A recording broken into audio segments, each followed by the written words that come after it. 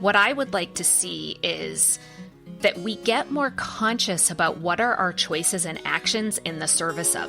So if I'm constantly trying to prove myself and overcompensate, and it's coming from a place of avoidance, like maybe that's not so healthy.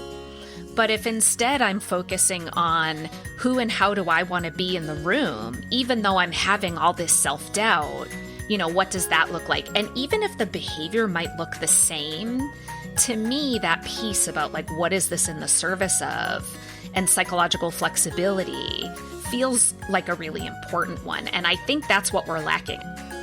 That was me, your co-host, Jill Stoddard, on Psychologists Off the Clock.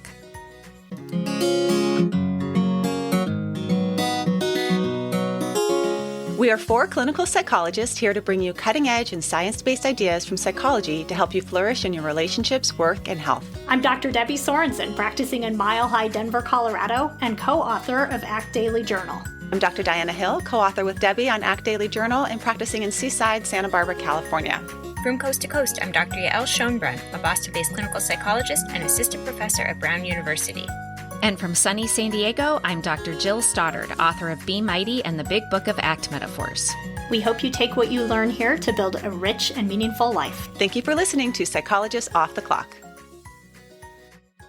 We're so happy to be partnered with Praxis Continuing Education here at Psychologists Off the Clock. They offer continuing education for promoting lasting change with evidence-based training, and they're the premier provider in continuing education for clinical professionals.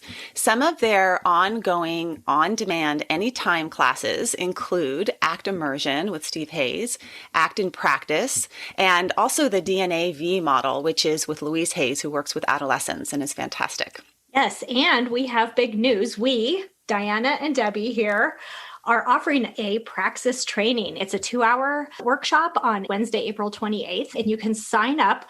Best of all, it's free and anyone can join. It's not limited to therapists. And what we're going to do is talk about some of the concepts from our book that we have coming out in May and offer you some practices that you can use from acceptance and commitment therapy to thrive in your own life. So we're really excited to be offering that. You should check it out and we hope you can join us. So go to our website, offtheclockpsych.com, to get a promotion code on live events through Praxis. We're also affiliates with Dr. Rick Hansen's online Neurodharma program and his Foundations of Wellbeing programs. And you can find out more about them at our website, offtheclockpsych.com, where you'll get a $40 discount. Hey, this is Debbie and Jill here today. We're going to be talking to you about imposter syndrome. Jill and I discovered that we have had this shared experience of imposter syndrome in our own lives, and we were on a panel together last year about imposter syndrome at a conference.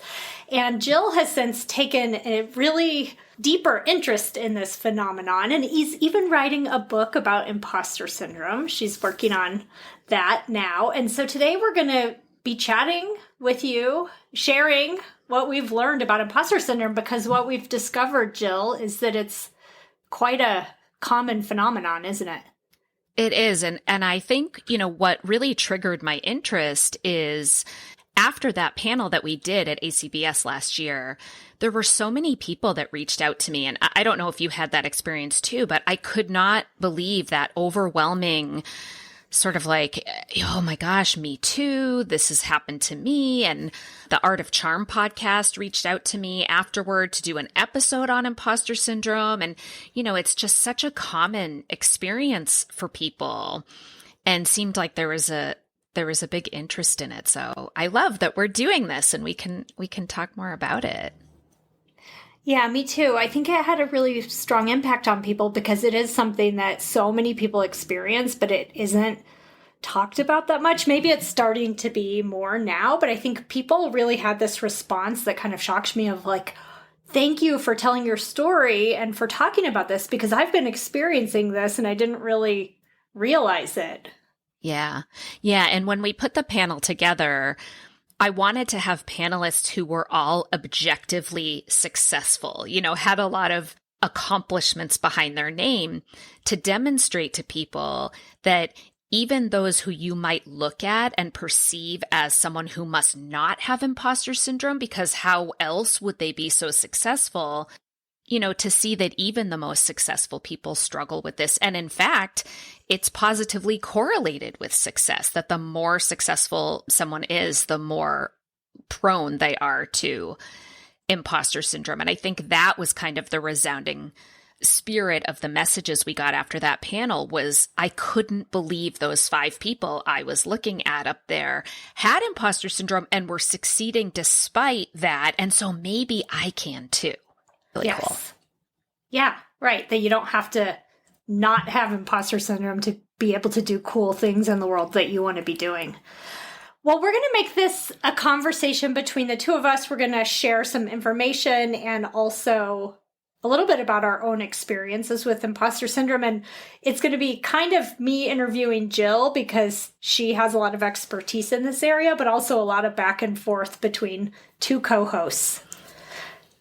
Yay. So Jill, why don't you start us out with a basic definition? What is imposter syndrome? What does that even mean?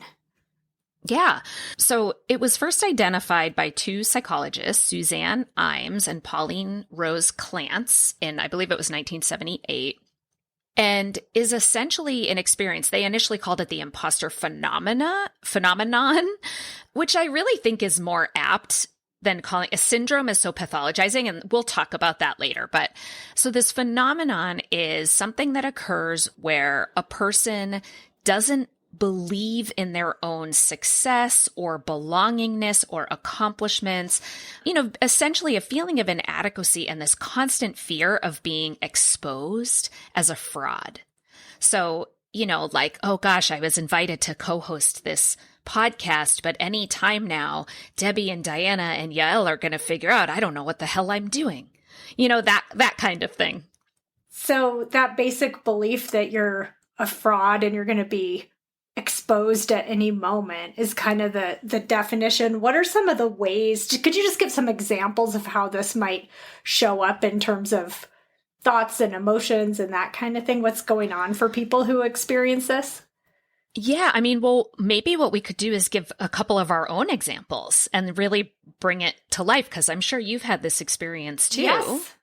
Right? So, we both told our stories at the panel. Let's tell our own imposter syndrome stories. Yeah. And so, I remember when I was going from my master's program to my doctoral program, I had a mentor who pulled me aside and said, now listen, you're going to get to Boston and you're going to think any minute now, everybody's going to find out I don't really belong here. And I looked at him like, oh my God, how did you know? I already feel like that. And I had no idea this was even a thing at that time, right? So that was maybe my first introduction even to this concept before it had a name.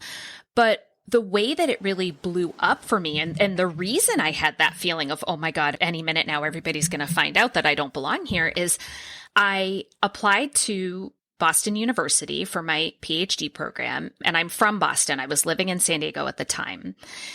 And I didn't tell my family that I was applying because I was afraid that they would pressure me to come back home, right?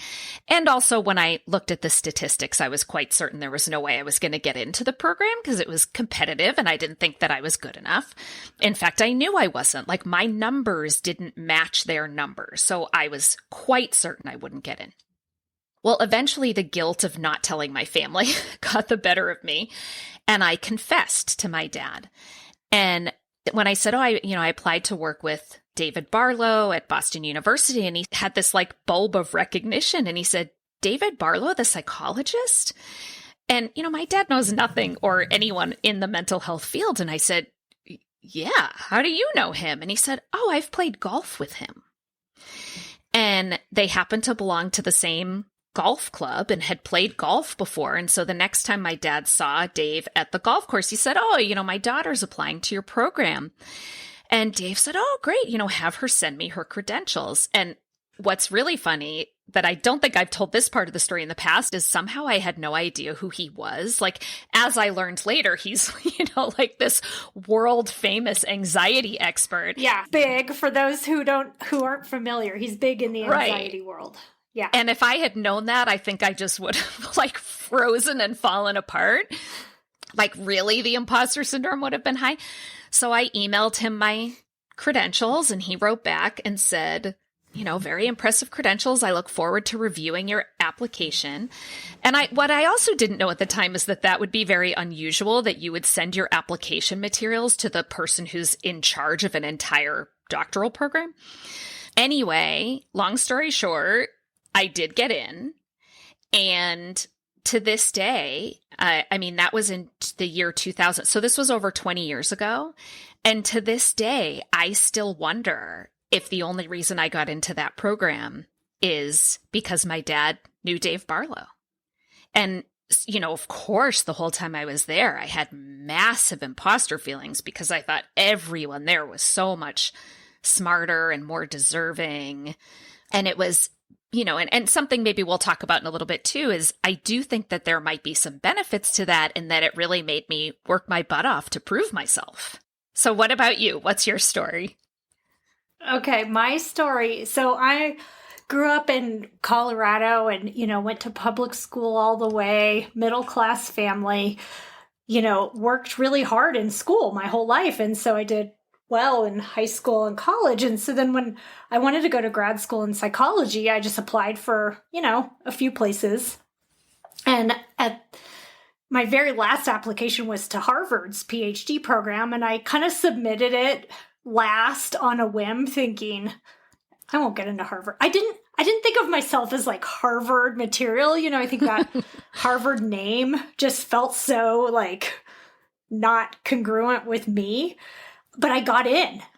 I got into Harvard. And so I went to Harvard for my PhD program. And I think I was, walking around the halls of Harvard and doing my work. And the whole time I honestly believed that they just didn't look that closely at my application, or I got in on a fluke or something like that. And I really, sometimes it was not really something I was paying much attention to. It was always sort of there. But other times I really felt sure that this was the case, that I was just there on a fluke kind of thing, but that I didn't really belong.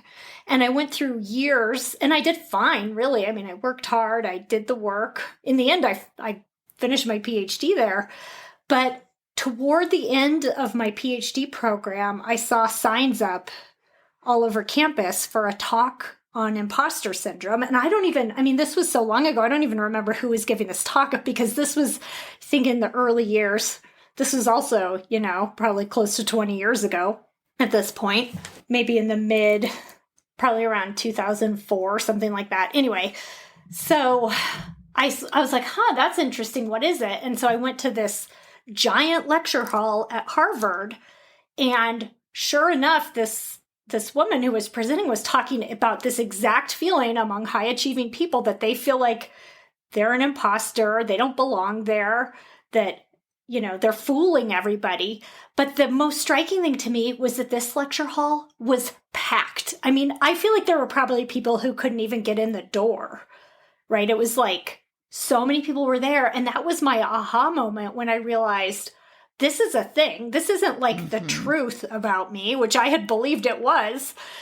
And not only that there were other people at Harvard who felt the same way. Because I always felt like I was the only one who didn't belong. And that just totally changed my perspective on the whole thing, where I was able to see it for what it was. I bet you that was Valerie Young who gave that talk. I think it might have been. Yeah. I bet it was too. I just don't remember, so I can't be sure, but I bet it was. So she wrote a book on imposter syndrome, The Secret Thoughts of Successful Women. And she tells a story about, she does these talks all over to many places, but I'm pretty sure one of the specific examples she gives is how she went to give a talk at Harvard and the auditorium was packed. So I'll have to look back and see if the dates line up. I think you might have been there. Do you ever still feel that way? Like when you tell people, if people are asking or reading your bio and it comes up that you got your PhD at Harvard, do you ever have that feeling that people are like, really? You? Like, does it still show up? Okay, imposter syndrome does still show up in my life sometimes, but it's not in that way. That's interesting you say that, because at this point, I kind of feel like I can own it. Like, I worked super hard. I finished my PhD. Yeah. I feel like people have a reaction to the word Harvard, though. And so I sometimes, I knew someone and was pretty good friends with her for years before she found out I got my PhD at Harvard. And I think she was kind of like, what?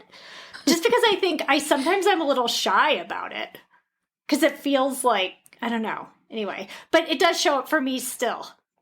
I was recently talking to my dad, telling my dad about the panel and about writing the book. And interestingly, he had no clue what I was talking about. And he hadn't heard the words imposter syndrome. But then when I explained what it was, I thought he would recognize the phenomena, if not the name. And he had no clue whatsoever. And so I want to talk about that in a second. But when I explained when I told him the story about Dave Barlow and them knowing each other, he never said, "Oh, don't be ridiculous. Of course, that's not how you got in." So even fairly recently, I had this inner thought of like, why isn't he objecting? Did he pay him off? Like, did he, I mean, it is.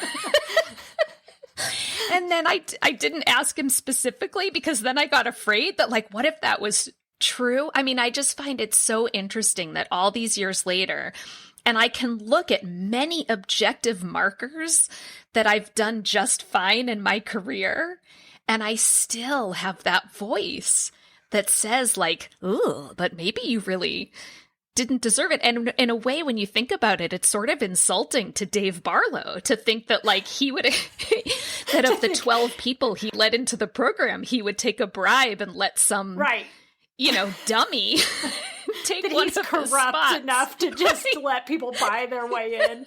Yeah, I highly doubt it, Jill, for whatever that's worth. Right? Well, let me ask you this.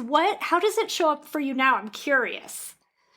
Well, it still shows up for me now like this. And even, telling that story, this is now only the third time I've ever really told that story, like in any kind of public setting. And now I think everyone listening is like, I knew it. I knew, or, people I went to grad school with are going, I knew it. I knew she didn't really belong in our program, that she wasn't as good as us. So it still shows up in that way. And then it shows up like anytime I do something that feels like kind of like a bold move. So like on the podcast, for example, I'll think about guests who I get really lit up about, like, ooh, I really want to talk to Alicia Menendez, or Eve Rodsky. And then I think, well, who do you think you are? You can't reach out to those people. Eve Rodsky's book was a Reese Witherspoon book, and Alicia Menendez is an MSNBC anchor. Like, you're not big enough to reach out to those people. Like, you're nobody. It's that kind of thing, feeling like an imposter, like I can't hang in that sort of elite group. Yeah, I mean, so that's probably the best example of how it plays out now. What about for you?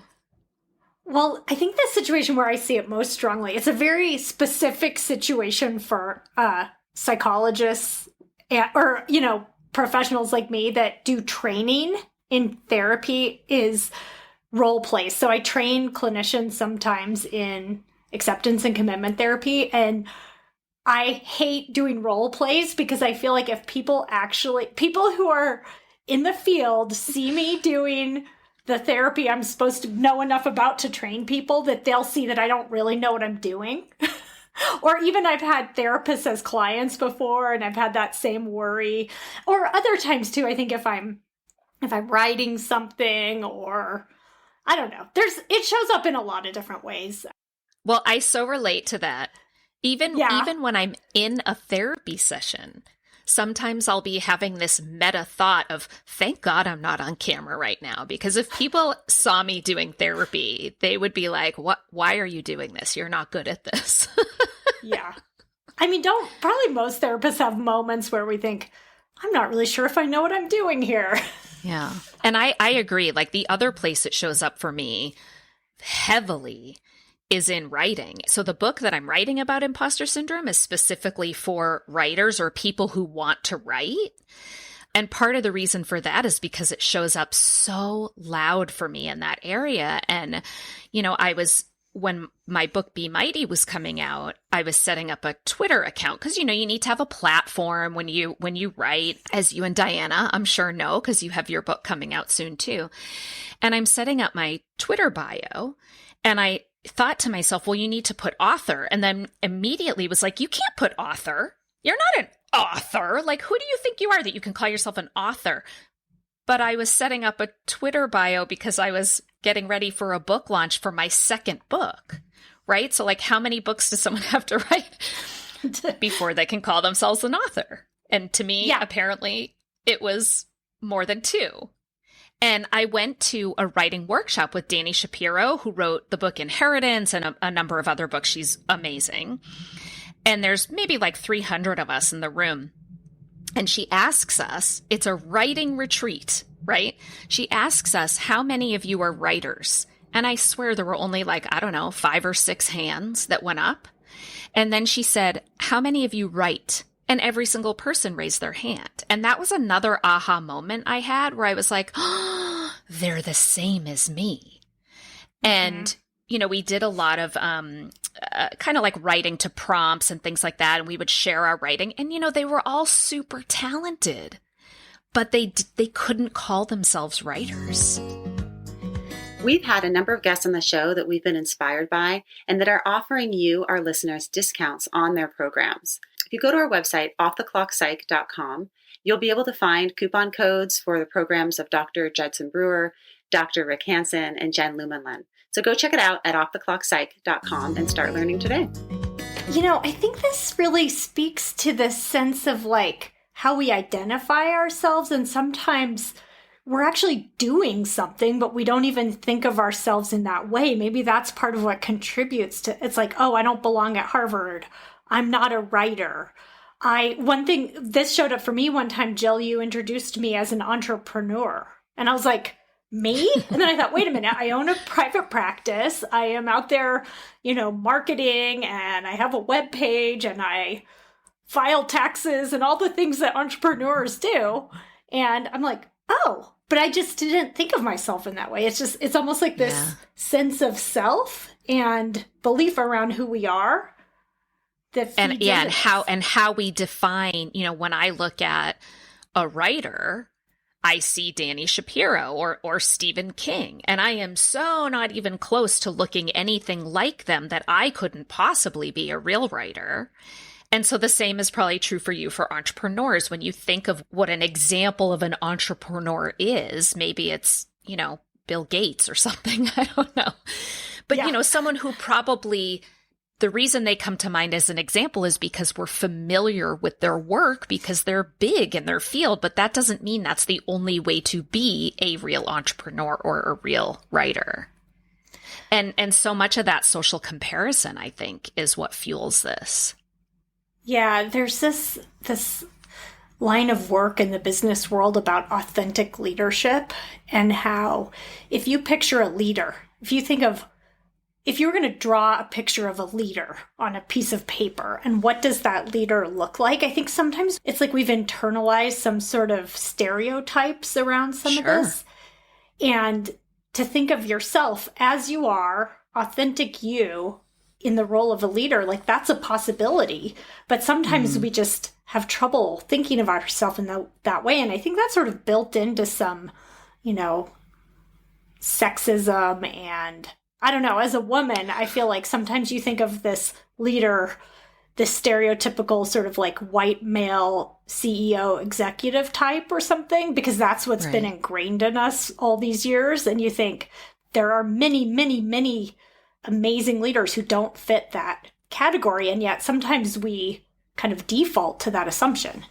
100%. And, you know, that's what I was going to say when I said, we'll get back to my dad not having any clue about this imposter syndrome thing, because he is a white, heterosexual, cisgendered, educated male of privilege, or what Janet Helms calls a WHMP, WHMP, white heterosexual male of privilege.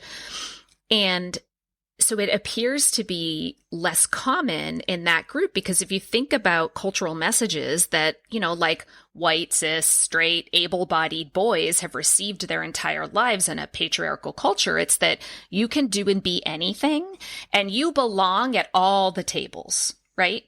But if you think about the fact that, say, for example, like women couldn't even get their own bank accounts and credit cards as recently as the early 70s, like the year I was born, I believe, is the year women were finally allowed to not have a cosigner financially. Or segregation, you know, Brown versus the Board of Education wasn't until 1954 when schools were desegregated, and then Jim Crow laws. So when you look at certain marginalized groups, they have quite literally been told, like, Black people do not belong in white spaces. Women do not belong in men's spaces, right? And so on and so forth. So when that is a message that you have received over and over and over for a good portion of your life, well, then, of course, it makes sense that that would contribute to the development of those imposter feelings. And so it doesn't mean that, like, white males can't have it. They certainly can. Like, so if you were an older guy who got a job at a super young tech company, you might have imposter syndrome. It's really like any space a person is in where there's a message, overt or covert, that maybe they don't totally belong, they can have it, but it seems to be more prevalent in women and, people from other marginalized groups. And that makes sense, right? Yeah, I think it's really important to acknowledge that context in which it comes from. And there's different versions of imposter syndrome. And certainly I think it's a key point that you made, that white males are not immune from it. But I do think that when you've been given that message, and when that's been the message you've received your whole life, it makes a lot of sense contextually that would show up for you. Right. Do you know, is there research about that? Are people of color at higher risk for imposter syndrome? I don't know if that's been studied. Yeah, so I've been looking into that, and you'll see a lot about imposter syndrome in pop culture, but there's not a ton of academic science. There's some, but not a ton. Most studies do show that it's more prevalent in women than men. What's interesting is one study I found where there were no differences, it was in academia. So like professors and things like that, where men tend to have it equally to women. And it's such a competitive environment, right? Where like you're sort of like trained to feel like you don't belong in some ways. No one feels like they belong there because it's so, right. Yeah, the standards are so high. So what you said, like that context is really important. But like definitely I think there needs to be more research done on it. Interestingly, I just came across a woman who is at MIT, whose name is Bessima Tewfik. And this is something that she's done some work around. And what she's really focused on is like, what I was saying in the beginning is like, should this really be called a syndrome? Like that's so pathologizing. And is this all bad? And, one of the reasons I wanted to write this book is when you look at the books that are out there, they're all focused on like teaching you not to think of yourself as an imposter and trying to make you have more confidence. And, of course, as ACT practitioners, we don't really buy into those control strategies. We look at looking at this in a different way. And what Bessima Tewfik talks about is how in the way that we know that the imposter phenomenon and success are positively correlated is, she talks about how there are some benefits to having these kinds of thoughts that, in some ways it essentially makes us kind of overcompensate. Like, ooh, if I feel like I'm not smart enough or I don't belong, then I better work doubly hard and be twice as good. And what that makes me think about is, from an ACT standpoint, like what I would like to see is that we get more conscious about what are our choices and actions in the service of. So if I'm constantly trying to prove myself and overcompensate, and it's coming from a place of avoidance, like maybe that's not so healthy. But if instead I'm focusing on who and how do I want to be in the room, even though I'm having all this self-doubt, what does that look like? And even if the behavior might look the same, to me, that piece about like, what is this in the service of, and psychological flexibility feels like a really important one. And I think that's what we're lacking. I think right now people are just on autopilot. And they're either avoiding opportunity because they have imposter syndrome, or they're going for it, but they're like really overcompensating and running themselves ragged to try to prove that they're good enough. And I think there's something in the middle that's like a healthier way to manage when these thoughts show up. Yeah, so sort of stepping on that, like just bulldozing through, trying to accomplish everything, but instead showing up and working hard and doing the thing you care about, even when that's the case. Yeah. But for like values-driven reasons rather than I'm trying so hard not to feel like an imposter that I'm just going to keep achieving to try to make it go away. And what we know is like that doesn't work. That's a big difference. Yes. Values-driven versus like, I hate feeling this way, so I've got to bend over backwards to feel adequacy. Yeah. Can you speak a little bit about the prevalence and who's prone to imposter syndrome? Because I understand it's more common than people may think. Yeah. So up until today, actually, the statistic I kept coming across, but again, there's not a ton of research, but the statistic I kept coming across was 70% of people will experience it at some point in their lives. But when I was looking at Bessima Tewfik's research, she actually said 2 in 5. So that's only 40%. So it's somewhere in between those numbers, probably. Okay. Still substantial, right? But it's substantial. Yeah. It's substantial. And then in terms of who's prone to it, it's this, I think, anyone who's been part of a marginalized group, people who are high achieving, but this is a little bit of a chicken and an egg, as we were just talking about. Like, am I high achieving because I'm trying to outrun my imposter syndrome? Or like, what's going on with this correlation, right? Because it's not cause and effect. But I think if we look at other factors, we just talked about cultural factors that can dictate this. But when you also look at someone's learning history, right? So like if you grew up with highly critical parents who, you might develop, like kids have to make meaning of their environment. And if your parents are highly critical, then that's going to turn into some version of an I'm not good enough story. And so that feeling of like, at any time now, people are going to find out I'm a fraud kind of goes hand in hand with that. But interestingly, the opposite can also be true. So like if you think about, instead of highly critical parents, if you have parents who think that you are the greatest thing since sliced bread and they're cheering every time you go down the slide at the playground and, the kid finger paints the toilet and you're like, I'm not even mad. You're like Picasso, those like overly doting, everything you do is amazing and everyone gets a participation trophy, even if you didn't deserve it. That people, as you grow up, even if you were little, there's like a part of you that knew you didn't really deserve all those accolades. And so now like you might get the promotion or win the award. And there's that voice that says like, but did I really deserve it? Like maybe I didn't really earn it. So I think those kinds of learning history, parental, like most things, we can understand how they develop based on cultural influences, personal learning history, like with family influences. And then certainly I think there's even an evolutionary piece to this, right? Where like, if you think about early humans, we didn't have claws and fangs. We had each other, and humans who hunted and gathered and traveled together had a survival advantage. So early humans would by necessity have to constantly be checking their standing in the tribe. Like, am I doing my part? Am I valued? Am I at risk of getting kicked out? Because if you got kicked out, you were dead. So our tendency to compare ourselves to others has really been like evolutionarily programmed. So I think that really relates to imposter syndrome too, because there's so much of comparing that is part of it. I have two thoughts piggybacking on what you're saying here. The first is, in terms of who has imposter syndrome, sometimes clients that I'm working with will express some of this, and it's a great thing, I think, to talk about in therapy. And sometimes I'm shocked by who is talking to me about imposter syndrome, because sometimes they really are, it's like you were saying earlier, they are usually people who on the surface just so look like they have it all together, successful, high achieving people who work hard and are educated and have good careers and all that stuff. And so I'm always like, it's just amazing to me how it is happening inside, but we don't usually show it on the outside, or it might surprise you who's experiencing this. Mm-hmm.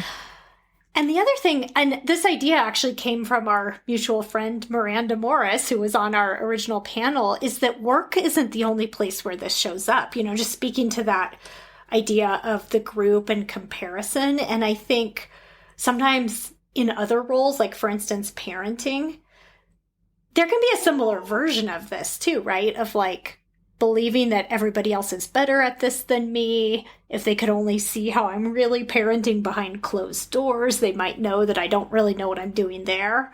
And it was, Miranda was talking about this on our last panel, and I was thinking, I think of it more as a work-related phenomenon, but that it can really happen in a lot of different ways for people. Yeah, I think anywhere that there is, a group, essentially, like that there's like, oh, the moms at school, or like you said, parents or coworkers or athletes. I had a client who was a professional athlete and he struggled with it, right? Yeah. Because he was comparing himself to these other, like high level, top, the world's best athletes. Yeah. Any role that's meaningful to you, it feels like it's possible that you could feel this way. I think that's right on. Yeah. So there have been some subtypes of imposter syndrome identified. And Jill, you have this fantastic quiz. First of all, tell people where they can take your quiz, because I think people, after they hear about this, they'll want to know what their imposter syndrome subtype is. If you're looking for a great way to support us here at Psychologists Off the Clock and make your life easier and healthier, you should go to my new favorite online store, Thrive Market. Thrive Market carries all your grocery and household essentials with the convenience of getting everything online and then quickly shipped right to your door. And right now, you can get 30% off your first order plus a free $60 gift if you go to thrivemarket.com/POTC. I love that I can use specific filters to curate my shopping experience so I can find organic meats and low sugar snacks for my kids. Plus, when you join, they give to a family in need. How cool is that? So join in on the savings with Thrive Market today and get 30% off your first order plus a free $60 gift. Go to thrivemarket.com/POTC for 30% off plus a free $60 gift. That's THRIVE market.com/POTC. thrivemarket.com/POTC. I know I talk about my kids a lot, but I also have two adorable dogs, Tilly and Hazel. We love to spoil them, which is why we love Whole Life Pet. Whole Life Pet makes single ingredient treats, meal mixers, supplements, and hydrating snacks for both dogs and cats. And if you try out Whole Life Pet, you're surprising your pets with fun new flavors while also supporting Psychologists Off the Clock. Visit wholelifepet.com and use promo code POTC to get 25% off your first order with free shipping over $50. When I open the Tuscan Blend Bistro Bowl meal mixer to add to Tilly and Hazel's food, they start wildly sniffing and can't wait to dig in. The best part is Whole Life Pet uses a freeze-dried process that locks in nutrients and freshness, and they never add chemicals, additives, preservatives, or anything artificial. Visit wholelifepet.com and use promo code POTC to get 25% off your first order with free shipping over $50. If you're unsure about what to try, you can fill out their short questionnaire by clicking the red Start Today button on the home page. It will ask you a few questions and make custom product recommendations for your pets. Visit wholelifepet.com and use promo code POTC to get 25% off today. Okay, so this is also Valerie Young's work, and she identified 5 subtypes. And so if you go to my website, which is jillstoddard.com, and just click on the menu, it'll say take the quiz. So you can go there, take the quiz, and it'll tell you which of the 5 subtypes you are. So I'm the expert. What were you, Debbie? I don't remember. Do you remember? I think I was a combination of 2, but one of them is the one that feels like you can't ask for help and you have to do everything yourself. The soloist. Yeah, that's the soloist. Yeah. So that's a good point when you say you were the combination of 2. So if you read all the descriptions, you'll see yourself in more than one typically, but everyone kind of has one that's their like go-to. So I'll describe what they are. So the soloist is exactly what you said, where it only counts, like I only get credit for being competent if I did it myself. And if I have to ask for help, like this is proof that I'm a fraud. That's the soloist. I'm the expert.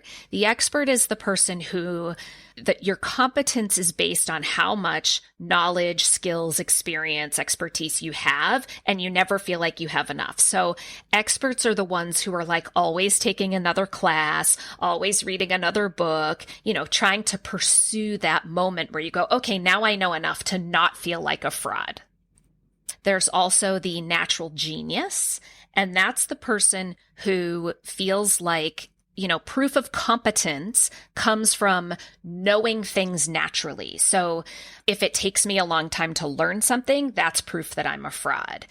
I should be able to read something once and get it. I should be able to be taught something once and be able to nail it the next time I do it, because it's a belief that it's this internal natural ability. Then there is the perfectionist. So that's pretty self-explanatory. Very high standards. Everything has to be done at that perfect level. And when it's not, which inevitably there's always something that could always be better, right? So then that proves competence. And of course, proves is in air quotes, right? It's like, this is the belief we have. That proves I'm incompetent. And then the last one is the superhuman. And so this is the person who has perfectionism, but also feels like they should be able to do all the things all the time, like juggling every ball on fire, never letting one drop, and that they should always be able to take on more. And, ultimately one of those balls will get dropped, and then that's proof. Oh, see, I knew it. I was a fraud after all. So if you're curious which one you are, you can take the quiz. And it's interesting like stuff. As you're talking, I'm like, I see a little bit of each of those in, like, I can kind of relate to each one of those a little bit. Yeah. And that's pretty typical. That's pretty typical. Yeah. I think I'm pretty squarely in that expert place for sure. It just resonates with me so much. I even talk in my book, I confess, like I went back, I was doing a little research on myself, I guess you would say. And I looked to see like, how many writing podcasts do I subscribe to? How many newsletters? How many books about writing have I written? How many writing classes have I taken? How many consultants? And I added it up. A lot of those things I mentioned are free, but when I added up over the last however many years, it's about a decade, I've spent like $20,000 over a decade on like trying to make myself feel like I have enough knowledge and expertise about writing to consider myself a real writer. And you know what the title of the book is? Not a real writer. Because guess what? I still don't feel like I'm a real writer. And I talked to, Janina Scarlett, who we know, who's been on the podcast, and she was also on our panel. She's on her 10th book. And do you think she feels like a real writer? She does not. Not yet. Right. And there was a woman I was interacting with on Twitter who I forget what she posted. I think she was publishing a book, and I saw she had all her books that she had written in her bookcase behind her, and I counted them, and there were 27. And I tweeted her to say, was it your 27th book that made you feel like you finally weren't an imposter as a writer anymore? And she was like, nope, hasn't happened yet. That's the thing about imposter phenomenon, right? Is that you'll never get there. Like if you're trying to cure it by accomplishing certain things, that's not really going to do the trick. It still persists even when you do all of these things. And I think part of the reason for that is because the higher you go, the more you think other people expect you to know. Like if I've never written a book, nobody expects me to know anything about writing a book. But once I've written a couple, like now I'm supposed to know something about this, but I still don't feel like I know enough. So maybe I need to write another one and another one. And right? That expert thing, I've talked about this on the podcast in the past. One time I was writing a talk and I was like searching all these books on my shelf I had a point I wanted to make, something I wanted to say, but I felt like I needed to back it up with the words of an expert. And then all of a sudden I was like, I'm an expert. Like I'm getting invited here to give a talk on this matter. I can just say it. And it was like this aha moment of like, oh, I know something about this, but I almost felt like these other people are all experts, not me. And there's this never ending desire to synthesize all that information and take another class and read another book. And totally. Yeah. You could read every book on the planet and still feel that way.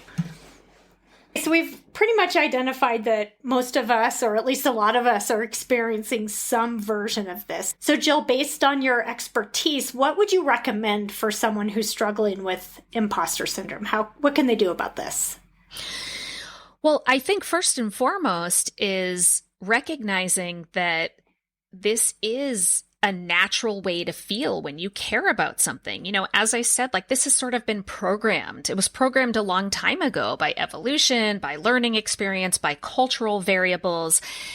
And I don't think that there's like a magic wand that can make us suddenly not feel like imposters. And in fact, when you look at some of the people who don't have this, like, you know, the Dunning-Kruger effect, which is the cognitive bias where people overestimate their knowledge or competence, and then they also are unable to recognize. So they have confidence, but not competence, and they don't recognize that they don't have competence. So yeah, isn't that's the phenomenon where people who are experts at something kind of underestimate their competence, and then people who are novices and don't know anything about it, they think they know more than they actually do. That's exactly right. So people who know nothing generally know they know nothing, right? Like I would never think that I know everything about being an NBA basketball player, but it's like the people who have a little bit of knowledge way overestimate how much they actually know. And then they fail to recognize that they're overestimating what they actually know. And this isn't a great cognitive bias to find yourself in, to have confidence about your competence, but not have the competence, right? And those people don't have imposter syndrome. And, you know, so partly recognizing that this is something that I can use to my advantage because it's telling me, well, this thing must matter to me because I wouldn't care so much about being found out if I didn't care about this thing. So maybe it's teaching me what I need to move toward. So I don't need to change it. I don't need to wait until I feel more confident or certain that I belong before I move forward with this thing that matters to me. And of course, you know, like my personal bias is that we build psychological flexibility and use ACT skills. So can I be aware that I'm having these thoughts and feelings? Can I be clear on what matters to me? Like maybe what are these thoughts pointing toward that matters? Can I observe all of that and make space for it and move forward with these things that matter anyway? And as I was saying in the beginning, I think being more conscious and deliberate about not just pursuing achievements as a way to try to feel better, to feel less like a fraud, but doing it because it's something that's important, even if I still feel this way. That's great advice. Yeah. So continuing to do all those things you care about and not buying too much into those beliefs to slow you down, but also not feeling like you have to overcompensate for them. Yeah. I mean, one thing I want to add that I think is really important, and this is where that, you know, that packed lecture hall at Harvard was so striking to me, is just this sense of recognizing that you're not alone and belonging, and actually having conversations like the one we're having today. I think there's something that matters a lot about being able to get support and share with other people about the experience. And so I think if you're in a situation where you're, I don't know, you're in school or in a high achieving job or something like that, and you're feeling some of this, is to find people you feel safe talking to about it and just acknowledge it and share. And I think that you'll find that you're not alone and that there's actually something really helpful about acknowledging it. I think that's absolutely true and so powerful. And that's really what we found by doing that initial panel. It brought everyone out of the woodwork saying, yeah, I struggle with this too. And knowing that you struggle with it makes me feel less bad about it. Yeah. Right? I mean, I think there's so much power in that common humanity, and especially seeing examples of people who say, hey, I struggle with this and I haven't let it stop me, you know, I think can be a good model for other people to say, oh, right, like I could go for it even if I feel this way too. Well, and I think it feels a little vulnerable sometimes to acknowledge these things. Like you were saying, even telling the golf David Barlow story out loud, there's a part of you that feels a little funny about putting that out into the world. But that it also feels a little bit liberating, I think, to just, you know, instead of holding it inside. Yes. And now that I've told the story like 3 times, it was easier to tell it today than the very first time I confessed it. And now I kind of want to keep telling it because I know that, I mean, that's diffusion, right? It's like, and just secrets in general, when you when you start talking more openly about these things, it really takes the power away from the story, because at the end of the day, it's just a story. Well, thank you, Jill, for those thoughts. I think this is really, I've learned a lot from you about this, and I just love that we have this shared connection around our personal experience. And I'm hoping that listeners will find it helpful as well, because I'm sure many people have experience with this themselves. I'm sure. And I hope people will reach out. Like, we would love to hear from you guys. If you want to comment on our social media posts or even shoot us an email, you can always contact me. My email is jas@jillstoddard.com, or you can contact the podcast at offtheclockpsych@gmail.com. And we would love to hear your stories. And I think it will be helpful for you guys to share in the same way that it's been helpful for us. Yeah, so all you frauds and imposters out there, please reach out. Thanks, Debbie. This was fun. Thanks, Jill.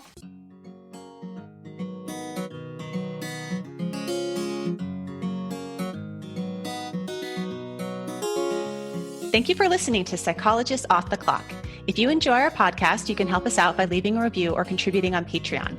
You can find us wherever you get your podcasts, and you can connect with us on Facebook, Twitter, and Instagram. We'd like to thank our strategic consultant, Michael Harold, and our interns, Katie Rothfelder and Melissa Miller. This podcast is for informational and entertainment purposes only and is not meant to be a substitute for mental health treatment.